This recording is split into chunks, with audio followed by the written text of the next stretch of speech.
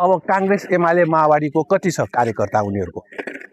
10-10 लाख छ कार्यकर्ता कर्मचारी संगठन सबै उनीहरूको सिंहदरबार जल्दा त्यहाँ 30,000 कर्मचारी काम गर्छ एकजनाले यो हामी जाहिर खाएको तपाईहरुकै सेवा गर्ने ठाउँ हो नजलाऊ भनेर कोही निस्के आज सर्वोच्च जल्दाखेरि उनीहरूकै न्यायाधीश हो उनीहरूकै कर्मचारी हो एकजना मान्छे आयो बरु सँगैको पुराटोटो विभाग जलाउन खोज्दा यसरी मान्छे आए नि त्यसो नगरौं यो नजलाऊ भनेपछि त्यसलाई छोड्दियो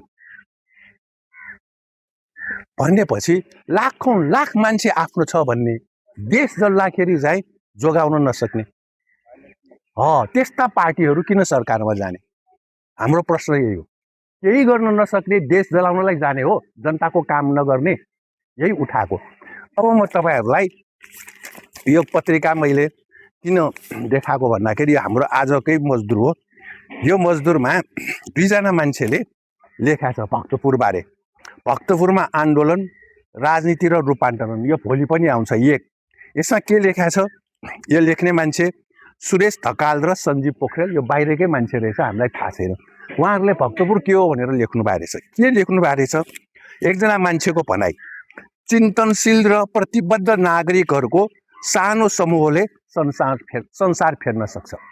चिन्तनशील र प्रतिबद्ध नागरिकहरूको सानो समूहले संसार फेर्न सक्छ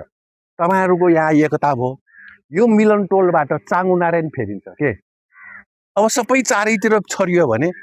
उसले उसको कुरा मान्दैन उतातिर सबै अर्कैतिर हेर्ने हो भने सबैले बुझ्छ यो मिलन टोलको मान्छे पनि मिल्दैन यिनीहरूलाई तोडफोड गरौँ भन्ने त्यसकारण चिन्तनशील हामी सबै मिलेर बसौं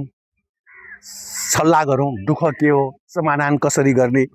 प्रतिबद्ध नागरिकहरूको सानो होस् तर त्यसले संसार फेर्न सक्छ भक्तपुरलाई उनीहरूले त्यही आज हामीले 28 वर्ष भयो कलेज खोलेको 28 वर्ष कलेज खोलेपछि यो चाङनारायण नगरपालिकाबाट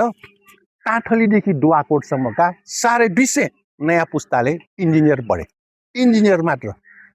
अब उता साइन्स म्यानेजमेन्ट एजुकेसन त्यो त बाँकी नै छ